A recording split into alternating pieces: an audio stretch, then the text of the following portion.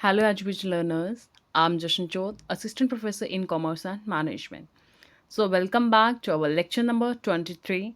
Today, we will discuss our new topic and most interesting topic, that is centralization and decentralization of delegation. First of all अगर हम बात करें delegation होता क्या है? Delegation होता है when a manager requires his subordinate to perform the work. He must entrust him with part of the rights and powers which he would have to exercise himself to get that work done. तो as per the Lewis A. Allen, delegation है कि when manager जो है उसको चाहिए कि उसका जो सबॉर्डिनेट है उसकी ड्यूटीज़ परफॉर्म करे जिसको वो ट्रस्ट कर सके as per the rights and powers. ठीक है, तो उसको हम अपने जो काम है, जो मैनेजर है अपने काम है जो अपने सबॉर्डिनेट को सौंप देता है कि इसको सारे जो वर्क आपको डन करना है और ये एक्सरसाइज अपने आप करनी है, तो उसको हम क्या कहेंगे? डेलीगेशन। तो जो डेलीगेटिंग ऑफ अथॉरिटी है इसका क्लियरली ये मतलब है कि आप ग्रांट कर रहे हो अपनी अथॉरिटी टू द सबॉर्डिनेट कि वो ऑपरेशन सारे परफॉर्म करें विद इन प्रिस्क्राइब लिमिट्स। ये एडिशनल वर्ड है, इसको याद रखना एज पर द थियो हैमेन।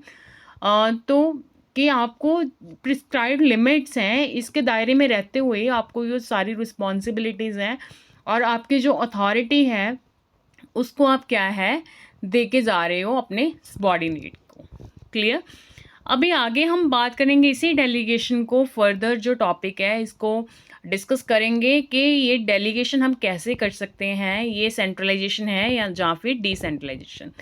तो फर्स्टली हम बात करेंगे सेंट्रलाइजेशन ऑफ डेलीगेशन की। सेंट्रलाइजेशन ऑफ डेलीगेशन होती क्या है? जो सेंट्रलाइजेशन है ये रेफर करती है concentration of decision making authority at the top levels of the organisation. तो यहाँ पे जो मोस्टली डिसीजंस हैं वो एक ही जो आपकी मैनेजमेंट है, टॉप मैनेजमेंट, वही लेती है, वही आपका सेंटर है जहाँ से डिसीजन मेकिंग आती है।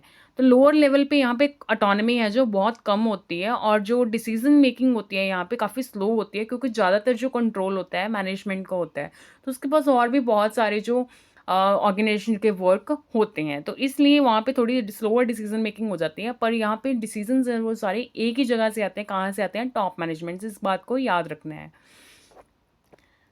सेकेंडली हम बात करेंगे एडवांटेजेस की। तो एडवांटेजेस क्या है सेंट्रलाइजेशन ऑफ डेलीगेशन की? तो जो यूनिफॉर्मिटी होती है यहाँ पे डिसीजंस की, पॉलिसीज़ की, ईजियर कोऑर्डिनेशन एंड कंट्रोल होता है क्योंकि सिंगल हैंडेड होता है, सिर्फ टॉप मैनेजमेंट के पास होता है, और बेटर होती है ये स्मॉलर ऑर्गेनाइजेशंस में। और जहाँ पे आपका लेस कॉम्पिटेंट लोअर स्टाफ है वहाँ पे ये और भी इजी हो जाती है। तो वहीं पे हम डिसएडवांटेजेस की बात करेंगे तो स्लो रिस्पॉन्स होता है लोकल प्रॉब्लम्स का, और ओवर बर्डन टॉप मैनेजमेंट होती है क्योंकि उसके पास और भी बहुत सारे काम होते हैं, तो काम ज़्यादा होने के कारण ओवर बर्डन हो जाती है टॉप मैनेजमेंट आपकी, और लेस इनिशिएटिव होते हैं कहाँ पे? लोअर लेवल पे, क्योंकि ज़्यादातर होल्ड किनके पास रहता है? आपकी टॉप मैनेजमेंट के पास। Clear? Moving towards the next, decentralisation. Decentralisation of delegation क्या होती है? आपको वर्ड से क्लियर हो जाता है कि यहाँ पे क्या है, सेंटर पे डिसीजन नहीं लिए जाते। तो यहाँ पे डिस्ट्रीब्यूशन होती है अथॉरिटी एंड रिस्पॉन्सिबिलिटी की, जैसे कि हमने डेलीगेशन में ऑलरेडी डेफिनेशन में पढ़ा था। तो यहाँ पे क्या होता है, जो लोअर लेवल तक हायरार्की है फ्रॉम टॉप टू बॉटम, तो वहाँ पे हर चीज़ है जो अथॉरिटी एंड रिस्पॉन्सिबिलिटी से रिलेटेड वो क्या होती है? डिस्ट्रीब्यूटेड होती है, एक हाथ में कुछ नहीं होता। तो की फीचर्स इसके जो हैं, फर्स्टली है decision making, the most important part of the delegation, decision making. तो जो डिसीजन मेकिंग है डेलीगेटेड होती है टू द मिडल और लोअर मैनेजमेंट। मोर ऑटोनॉमी होती है हर लेवल पे, ये नहीं है वहाँ पे तो टॉप लेवल जो मैनेजमेंट थी उसके पास ही ऑटोनॉमी थी, लोअर लेवल तक कुछ नहीं था सेंट्रलाइजेशन में। तो डिसेंट्रलाइजेशन में हर लेवल जो वेरियस जो लेवल हैं तो वहाँ पे क्या है, काफ़ी ऑटोनॉमी होती है और इनकरेज करते हैं initiative and faster local decisions. ठीक है, क्योंकि नंबर ऑफ पीपल हैं, नंबर ऑफ लेवल्स हैं, तो उनमें जो काम करने का एक वे है वो वर्क डिस्ट्रीब्यूशन भी हो जाता है, थोड़ा चैनलाइजेशन भी हो जाती है काम की प्रॉपर।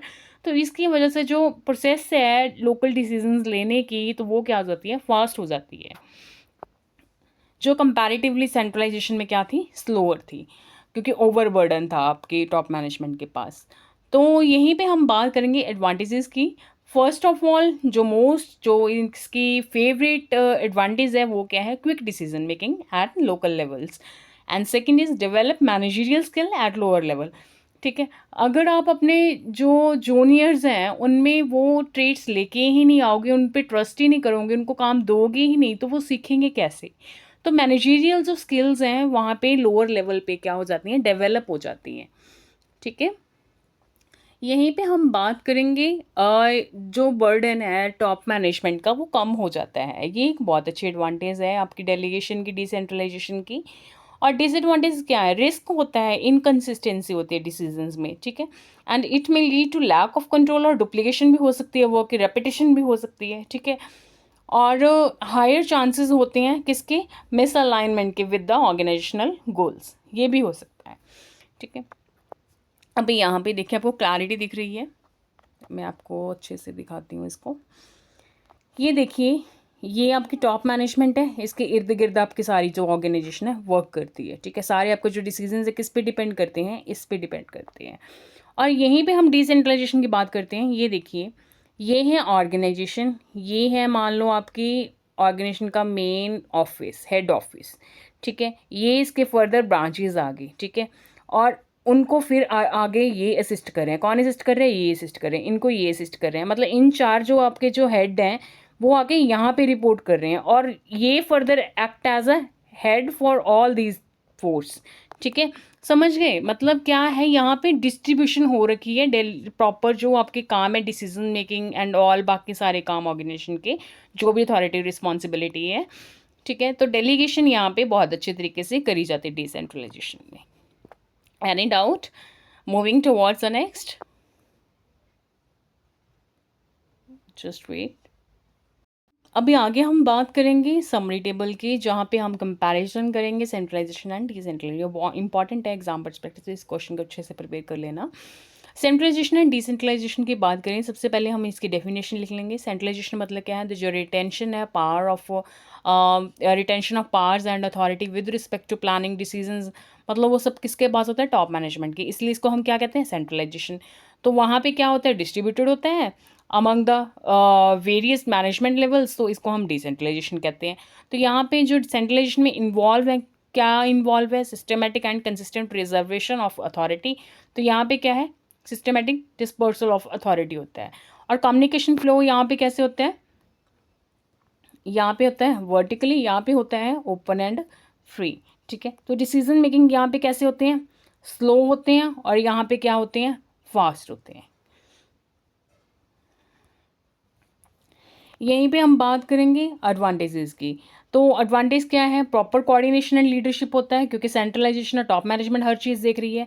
तो यहाँ पे पावर ऑफ डिसीजन मेकिंग क्या होती है, lies on the top management. यहाँ पे क्या होता है, इनएडुकेट कंट्रोल होता है ऑर्गेनाइजेशन के ऊपर। ठीक है, और best suited for the small size organisation, तो वहाँ पे आपकी टॉप मैनेजमेंट प्रॉपरली इन्वॉल्व हो सकती है जहाँ पे आपकी ऑर्गेनाइजेशन छोटी है। तो यहीं पे उल्टा होता है, ये लार्ज जो ऑर्गेनाइजेशन है वहाँ पे अच्छी होती है, क्योंकि हर जो ब्रांच है वो हेड उसको प्रॉपर तरीके से देख सकता है, मतलब टॉप मैनेजमेंट हर जगह पे जाके देख नहीं सकती।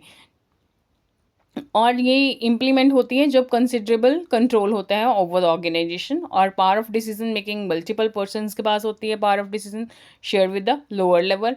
और यहाँ पे बर्डन एंड रिस्पॉन्सिबिलिटी क्या होती है, शेयरिंग में होती है। Clear? Any doubt till now?